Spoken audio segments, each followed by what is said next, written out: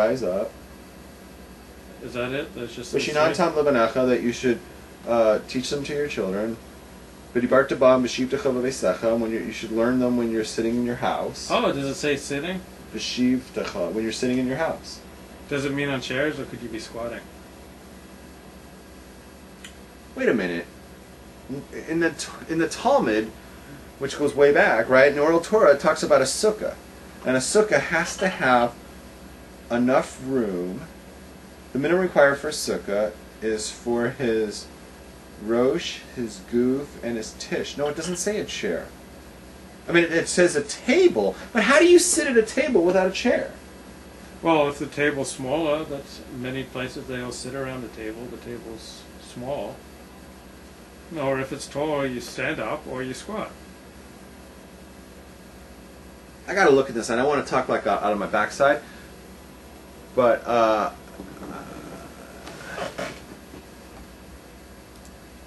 don't think it says kisei over there. It says it has to have enough room for his rosh, his goof, and his shulchan. But I assumed he was sitting on a chair, but I don't see the word kisei there. So where is kisei? You mean to tell me that you say it's possible that when we were in yeshivas for 1,000 years in Babylon, we did not sit in a chair? Yeah. And when we were sitting in the base medrash learning with chavrusas, we were either standing up, walking, sitting on the ground, squatting. Well, that makes sense because the Torah is oral, so there's no reason to be sitting. You could be walking around memorizing. Right. And then the sitting in yeshiva, which means sitting, yeah, is a modern term. And I got to look this up. And when was the first time we see the word yeshiva? Well, the yeshiva is a historical, in its current incantation, just goes back to the 19th century. Like, as a reaction to the Enlightenment, the great Orthodox rabbis, says we need to pull away from the secular world and create bastions of Torah learning. So, like the Lodgen. Well, but there's so much stuff written about like the yeshivas of Rava and. But these were different. These were like people would come for like when it wasn't harvest, and it wasn't like a building and institutions like they built up in Volozhin and other places in the 19th century. You don't hear about fundraising drives to build a new building in the Talmud to house the yeshiva. It's not so much building centered, and we need basketball courts and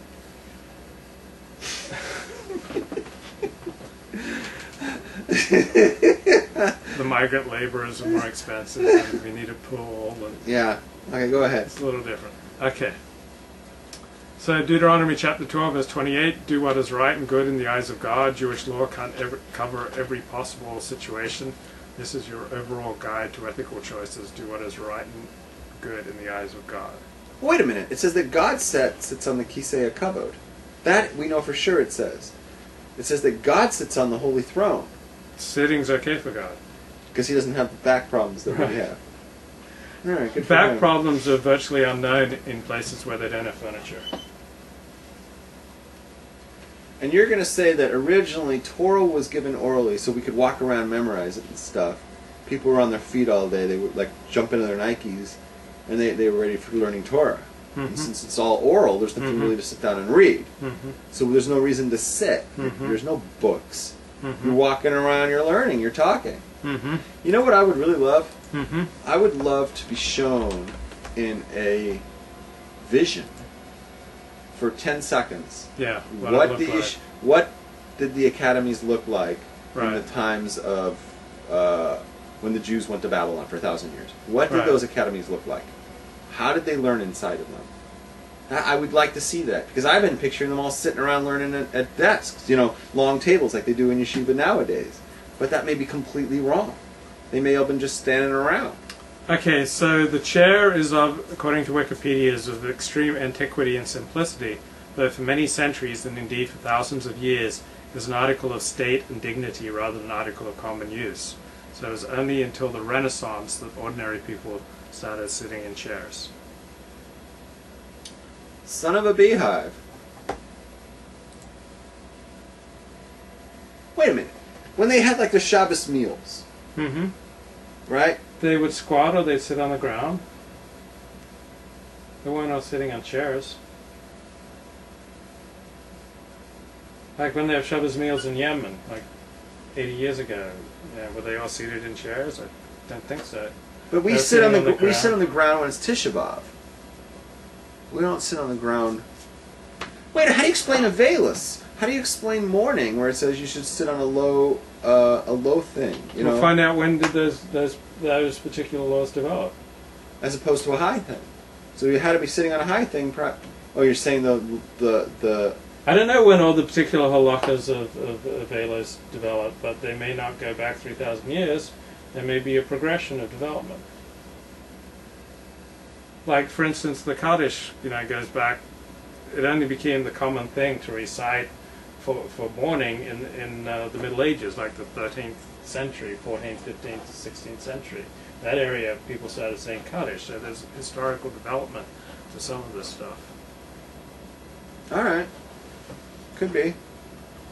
So Deuteronomy chapter 13, verse 9, do not pity and do not take compassion on anyone who asks you to worship false gods. I dig this, because the modern mood is that compassion is always right. It's not. Before we start, I got an idea. You know, you can be your calling. Mm-hmm.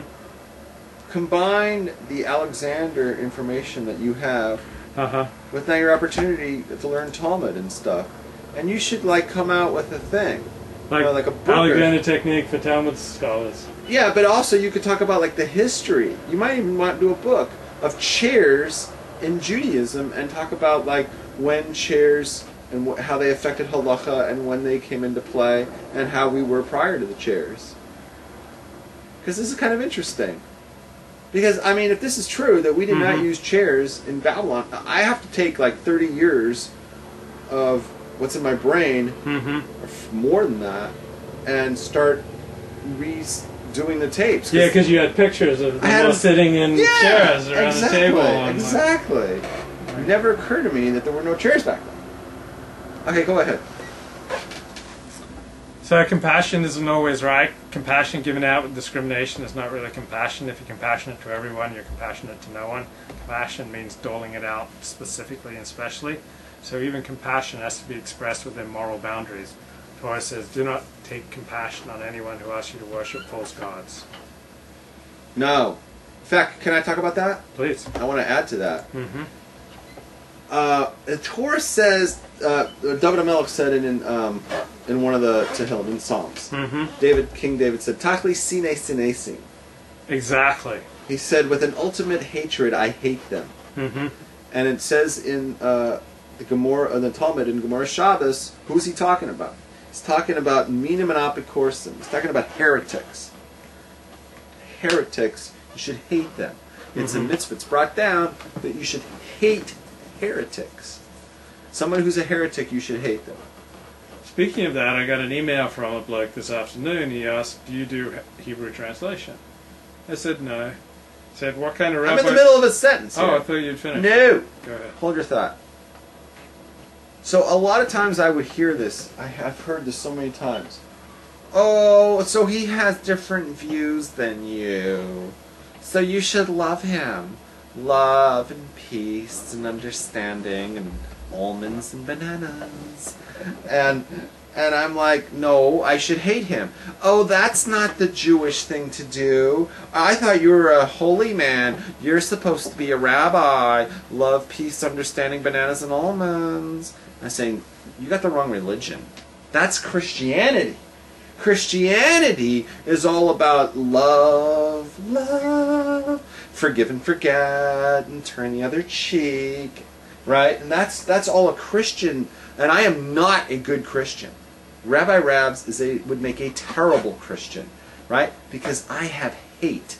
I have hate in my heart for somebody who's an enemy of God. And when I say an enemy of God, I mean a heretic. And it can be a really nice Jewish guy, right? And he can wear a yarmulke. And he learns a lot of Torah. He's not a heretic. No, but he spews a lot of heresy, and that's why he's a heretic. Okay, and for somebody like that, who's like, I'm Rabbi so-and-so, but meanwhile, you're spewing, like last week, what did we... We won't say names.